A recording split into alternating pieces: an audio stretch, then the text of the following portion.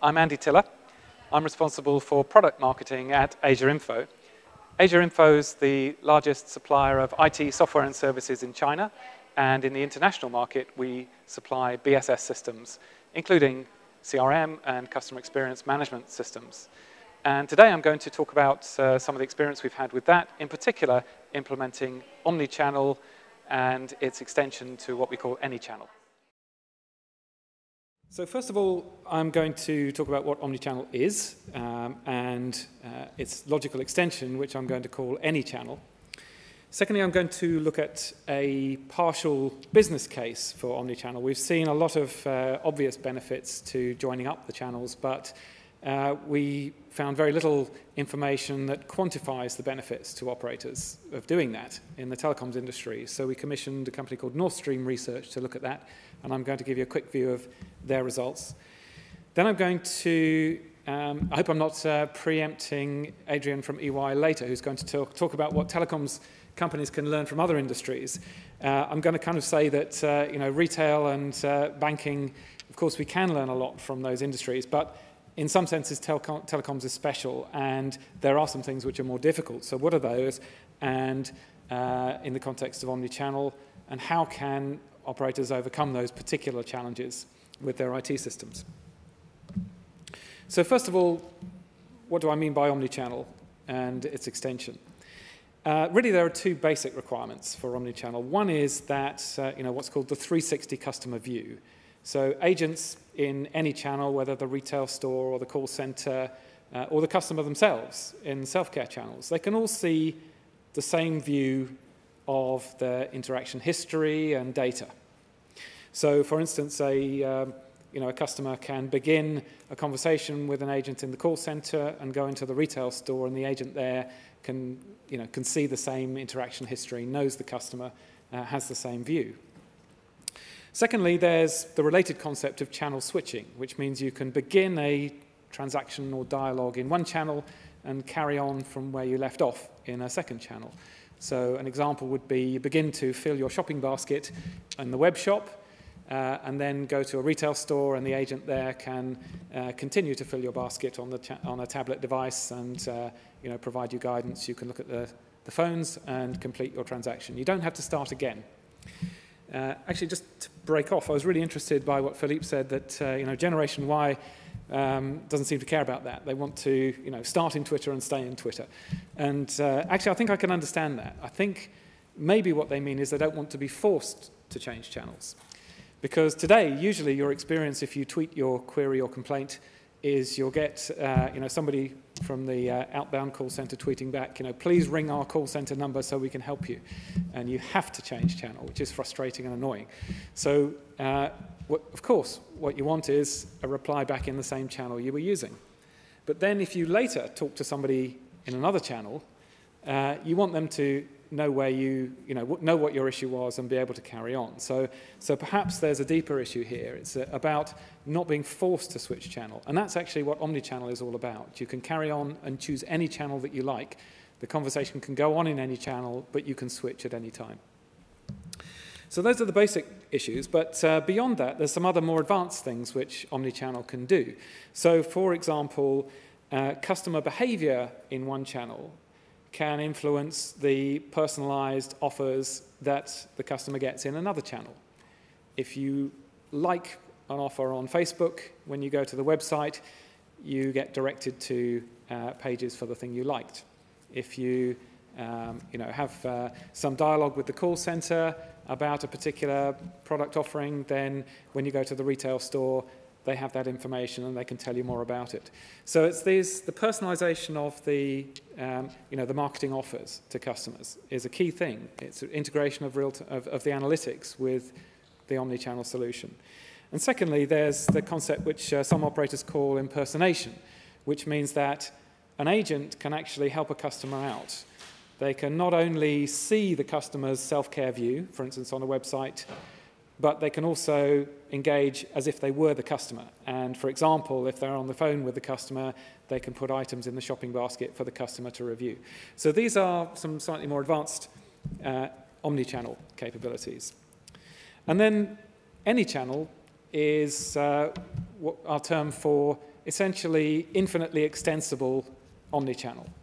So not just integrating the call center, the retail store, the website, and the smartphone app, but increasingly fully integrating social apps. Today, WhatsApp, its Chinese equivalent, WeChat, and so on, they have been traditionally communication channels. So you could begin a dialogue using instant messaging with a call center agent, and maybe you can get some offers sent to you in that chat channel. But in the future, we're going to see these things becoming much more powerful. In fact, full self-service channels. Already, WeChat, the Chinese WhatsApp, it's the #2 messaging app in the world, they're already a platform.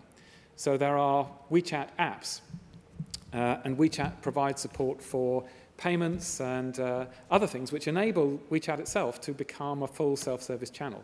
So customers will not only use it for messaging with operator agents and receiving personalized offers, but they'll also use WeChat to top up their phone, to buy a bolt-on package, and all of those interactions with the customer through that channel need to be integrated into the full customer 360 view. So this is what we mean by any channel. It's the extension of the omni-channel environment to include any new channel. Today it's WhatsApp and WeChat and Facebook and Twitter, but in 5 years' time, when your CRM system will still be around, what's going to be the popular app then, and what will you have to integrate? So any channel is infinitely extensible omni-channel. And related to that, we see the need to support multiple customer IDs. So if you have a customer who, you know their phone number and their account ID in the telecoms world, if you're interacting with them on Facebook or Twitter or WeChat, they have multiple other IDs. And very often you won't know that these customers are the same person until something happens where you can identify, right, that person there is already this existing customer. And at that point, you need to merge the customer interaction histories, the shopping basket, all the interaction records with the customer into a single view. So these things are fairly sophisticated any-channel capabilities which operators are interested to build. So I mentioned we're going to have a quick look at the business case. This is a partial business case, and I'm going to go very quickly through it and refer you to a white paper for more information. But the key thing here is that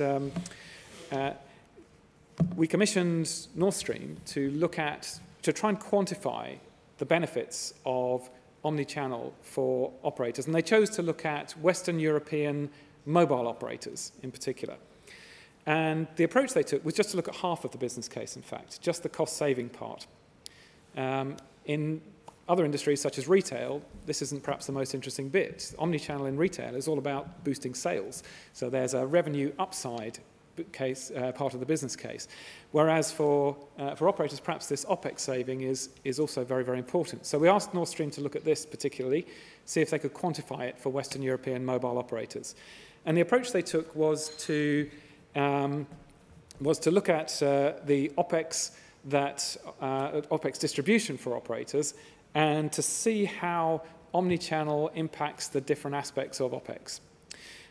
Just to quickly cut to the results, their conclusions were omni-channel seems to be a very high priority for operators who consider it vital to improve customer experience and NPS, and that's backed up by the survey results which Mark showed earlier. So a lot of operators are working on it. Today's implementations are largely quite immature, and a lot are hampered by legacy IT systems. So IT is a bottleneck to really delivering a good omni-channel experience, and that's true across all industries. They also looked at retail and finance and concluded that the same thing is really true across the board, although perhaps retail has got some very nice use cases.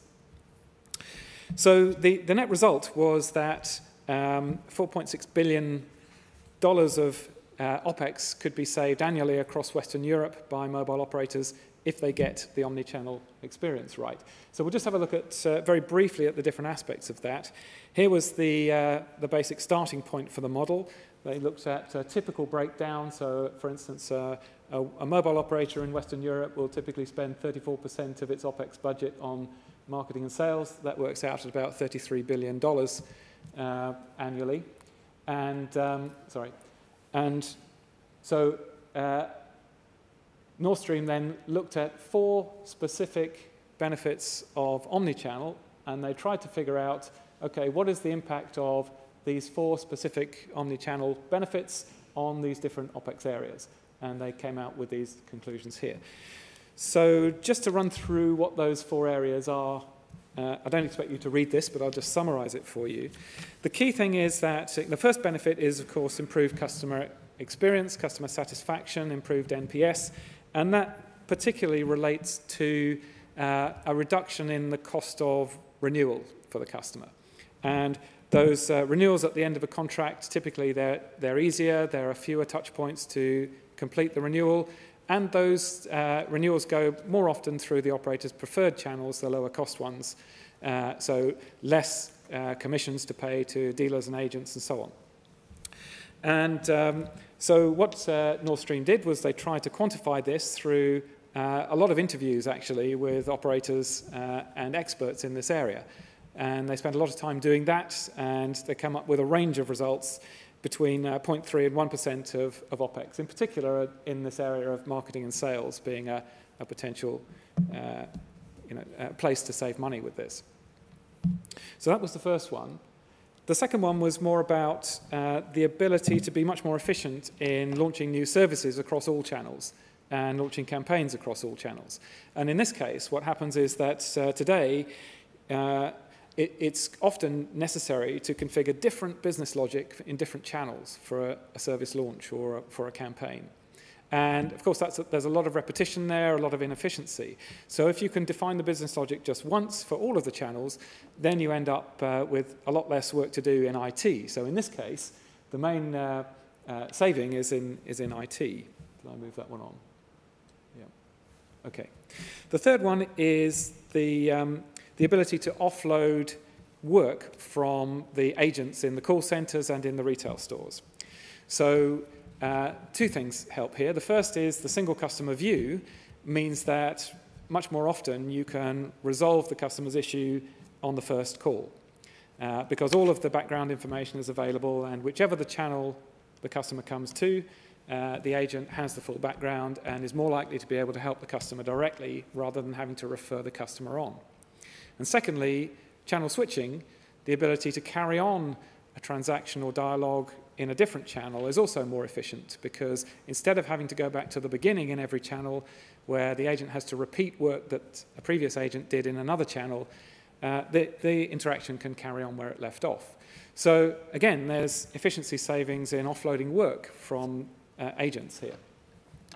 And the final benefit is the ability to do greater automation in back office functions. So if all of the business logic is common to all of the channels, then it's possible to streamline order management, to streamline provisioning, customer support processes, KPI reporting, and other back office functions. And here there's a significant potential saving in IT in particular. So the net result of this analysis showed that the OpEx savings are really reasonably significant for getting omnichannel right. So there's a good business case in terms of OpEx savings. And that doesn't include the uptick you'd also expect on the revenues. If you can be more efficient and give customers a better experience, particularly on shopping, then you'd expect to sell more, just as we're finding in retail, where omnichannel is vital for that. So this partial business case is encouraging. You can read the results in a white paper that we've produced. You can visit the AsiaInfo website and find a page with much more information about that study if you're interested. But going on a little bit, I think it's worth looking at why telecoms is perhaps a little bit more difficult than other industries for solving this omnichannel problem. And I think this chart here begins to reveal the picture. So in industries such as retail, of course they have different channels. They want to connect the retail stores, the physical stores, with the online store typically, and maybe with apps for shopping. And so there's a lot of activity going on in the retail industry to make this happen and to allow people to switch channels, true omni-channel experience. But retail is relatively simple compared to telecoms. Telecoms has much more complex products and services to offer. that means the business processes for order management and particularly for order fulfillment are much more sophisticated and many more branches and complexity. And so that causes more difficulty for omnichannel. Telecom operators also have more channels. They have more payment options, so pre- and post-paid bills, for example, in addition to paying by cash or credit card. They have more complex customer service requirements. They're not just handling returns, they're also providing ongoing support for a long contract. And much more sophisticated analytics as well. And so in practice, this does make it more difficult to implement omnichannel in telecoms than it is in retail. But on the plus side, there's equally potentially a lot more benefit in telecoms too, because telecoms operators have the opportunity to develop a long-term relationship with the customer, ongoing relationship through the subscription, and to generate very detailed customer insights through big data analytics. They gather a lot of information about customers' behaviors and preferences. And so the upside for omnichannel, joining all of this up, is actually more than it is in retail as well. So more complex, but potentially more interesting. So how can an operator deal with this challenge of implementing omnichannel in its IT systems? And really there are two, at a fundamental level, there are two approaches. One is to overlay the existing multi-channel infrastructure, and the other is to rebuild it. And what I mean by the multi-channel infrastructure is this. So typically today, an operator might have many channels which are not totally joined up. So there may be different business logic in the call center, retail store, web shop for the same process. That's quite often typically the case. You may not be able to channel switch. If you buy your phone over the internet and then want to return it in the store, you can't do that on Vodafone today in the UK from personal experience. And that's just one example of many places where the channels are not joined up. So that means no single customer view for all the agents and no channel switching. What can you do? Well, one thing you can do is take particular customer experiences, such as commerce, the shopping experience, and you can provide an overlay. So there are some very nice omni-channel commerce platforms that you can buy, and these are typically used by the retail industry, where you can create a complete joined-up experience particularly across the digital channels, but sometimes including the retail stores as well. So these omni-channel commerce platforms will provide product catalog, shopping cart, order orchestration, admin tools for the web shop, options to integrate to payment and logistics for delivery, and some personalization as well. But it's sometimes difficult to integrate existing legacy channels, such as the existing CRM system in the call center. You can't work in that and add something to the customer's shopping basket in the new digital omnichannel solution. So there are pros and cons of this approach. Some legacy channels may get left behind. The alternative is the build it from the ground up omnichannel architecture, where you begin by saying there has to be a clean separation here between the front-end channels and all of the business logic and the customer data and product data down here at the back end. And that requires a rebuild, essentially, for many operators' CRM systems. So the front-end channels in this architecture can access the same business logic and the same data. So all agents have the same view, and customers can switch from one channel to another. And then the any-channel extension is kind of obvious to this. If you've made a clean separation here, you can plug in new social apps and new channels. You just need an API to connect these new channels in. So this is really an any-channel architecture. And if we look at now how that would look for commerce, you can see here, for instance, the shopping basket here is now in the back end. So if we add a new channel at some future date, then the shopping basket can be shared with that channel as well. It's not restricted just to the channels that are supported in the overlay platform. So we have, similarly, if we add a new product or service, that's down here in the product catalog in the back end and can be shared by all of the channels. So this is an alternative. It's the any-channel architecture. And so we end up with really quite a difficult choice. It's the classic IT choice, as always, for any operator, is you can either continue to patch the existing IT systems and create an omni-channel experience as far as you can go, adding one channel at a time. Every time you add a new channel, there'll be probably quite a complex IT project. Or you can build again from the ground up, which is quite risky, but ultimately potentially provides a longer-term, more future-proof and more powerful solution. So I've been asked to stop. I'll stop there, and thank you very much for your attention. I'll take any questions.